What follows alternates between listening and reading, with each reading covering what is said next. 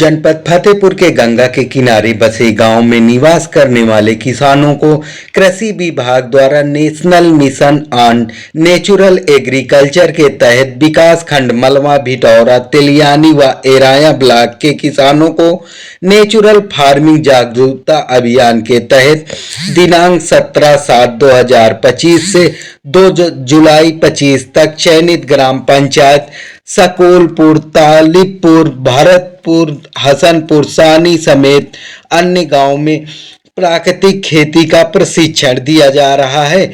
वहीं कृषि विभाग केंद्र थरियाओं के फसल सुरक्षा वैज्ञानिक जगदीश किशोर ने बताया कि नेचुरल फार्मिंग आज के समय की मांग है। किसान अब नेचुरल फार्मिंग की ओर ध्यान दें। उन्होंने खेती में फर्टिलाइजर व पेस्टिसाइड केमिकल का प्रयोग कम करके खेत में खाद के रूप में गोबर का प्रयोग करें और एक गाय जरूर किसान पालें। जिला कृषि रक्षा अधिकारी रंजीत कुमार चौरसिया ने बताया कि कृषि विभाग द्वारा नेचुरल फार्मिंग के लिए किसानों को विभाग द्वारा प्राकृतिक खेती का प्रशिक्षण दिया जा रहा है ताकि किसान रासायनिक खेती छोड़ करके प्राकृतिक खेती को अपनाएं। उन्होंने बवेरिया बासियाना ट्राइकोडर्मा को खेती में प्रयोग करने की बात कही। वहीं उप कृषि निदेशक सत्येंद्र सिंह ने बताया कि किसानों को नेचुरल फार्मिंग करने के लिए विभाग द्वारा प्रेरित किया जा रहा है ताकि किसान केमिकल की खेती छोड़कर प्राकृतिक खेती को अपनाए, क्योंकि प्राकृतिक खेती में लागत कम और मुनाफा ज्यादा है। वहीं इस अभियान में फसल सुरक्षा वैज्ञानिक जगदीश किशोर, विषय वास्तु विशेषज्ञ योजना प्रभारी अजय चौरसिया, प्राकृतिक खेती कृषक मास्टर ट्रेनर वीरेंद्र कुमार यादव समेत अन्य लोग मौजूद रहे। नमस्कार किसान भाइयों, आज यहाँ हसनापुर सानी में national mission on natural farming के तहत 1 दिवसीय प्रशिक्षण कराया गया, जिसमें किसानों को प्रेरित किया गया कि आप प्राकृतिक खेती से जुड़े। कृषि विभाग द्वारा प्राकृतिक खेती के लिए जो हमारे कृषि रक्षा इकाई हैं, वहाँ पे जो किसान बवेरिया बासियाना या ट्राइकोडर्मा बायोपेस्टिसाइड होता है, जो इंसान के स्वास्थ्य के लिए नुकसानदायक नहीं होता है, लेकिन कीटनाशी जो कीट होते हैं उनको नुकसान पहुंचाता है। तो जो किसान शुरुआत कर रहे हैं, प्राकृतिक खेती करना चाह रहे हैं, उन लोगों से निवेदन है कि हमारी जो राजकीय कृषि रक्षा इकाई है, वहां से आप ये बायोपेस्टिसाइड प्राप्त करें। साथ ही आप छोटे एरिया में अपने खाने के लिए जो आप सब्जी ये सब फसलें उगाते हैं, वो आप सब्जी की खेती करें। और आप जब आप करेंगे, देखेंगे उसकी गुणवत्ता जब आपको पता चलेगी, तब आप जो है अपने लिए और दूसरों के लिए भी करेंगे।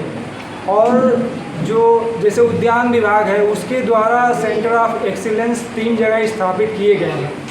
जो किसान सब्जियों की फसल या सब्जी के जैसे कुकुरबिटेसी जो फसलें हैं, उनके पौध नहीं तैयार कर सकते, वो वहाँ से प्राप्त करने 2 रुपये 1.5 रुपये फसल के अनुसार हैं। और आपको कुछ नहीं करना, सीधे जाके आपको वो पौध ले आना है, पौध ला के घर में लगा लेना है और उसे देखेंगे तो आपको बहुत फ़ायदा होगा।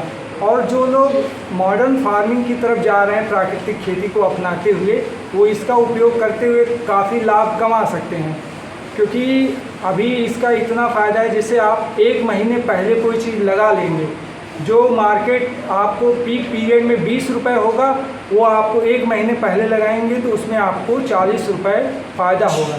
तो इसीलिए आप सबसे अनुरोध है, जैसे आप प्राकृतिक खेती करेंगे, बहुत सारे अधिकारी और जो समृद्ध लोग हैं, वो लोग ढूंढते हैं कि हमें प्राकृतिक खेती से उत्पन्न जो भी उत्पाद है वो उनको मिले, लेकिन उन लोगों को ये चीज़ें मिल नहीं पाती, विश्वास नहीं हो पाता।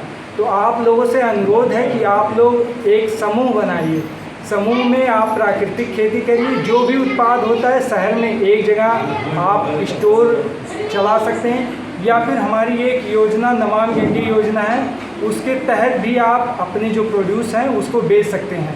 आपको लगभग 1.5 से 2 गुना ज़्यादा फ़ायदा मिलेगा प्राकृतिक खेती में, आपका उत्पाद आसानी से बिक सकेगा।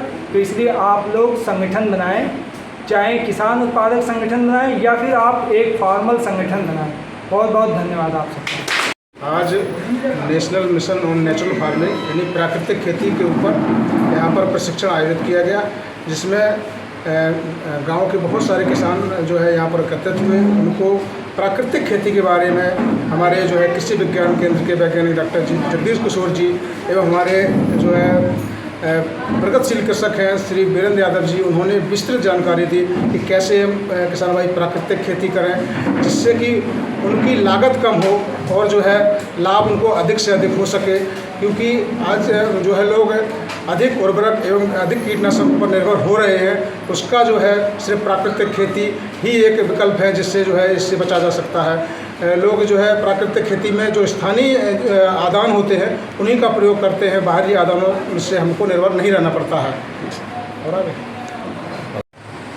मैं डॉक्टर जगदीश किशोर, कृषि विज्ञान केंद्र थरियाँव फतेहपुर, फसल सुरक्षा वैज्ञानिक, आज इस गांव में हम लोगों ने जो कृषकों को नेचुरल फार्मिंग प्राकृतिक खेती के बारे में जानकारी दी है, उससे बहुत किसान हमारे सराहना के लिए हैं। क्योंकि ये कार्य जब तक कृषक हमारे इसमें पूरी तरीके से सहयोग में नहीं आ पाते हैं, ये कार्य हम लोगों को उनको इतना अच्छी तरीके से समझाने की ज़रूरत है। जब ये अपने 1 बीघे का 5वां भाग में खेती में दवा नहीं डालेंगे और फर्टिलाइज़र खाद नहीं डालेंगे, खाद के रूप में जब गोबर का प्रयोग करना शुरू कर देंगे, एक गाय जो देसी गाय है उसका पालन शुरू हो जाएगा, उसी दिन से हमारा ये प्राकृतिक खेती का लक्ष्य पूरा होगा और हमारा देश, हमारा प्रदेश, हमारा गांव, हमारा कृषक समृद्धशाली होगा।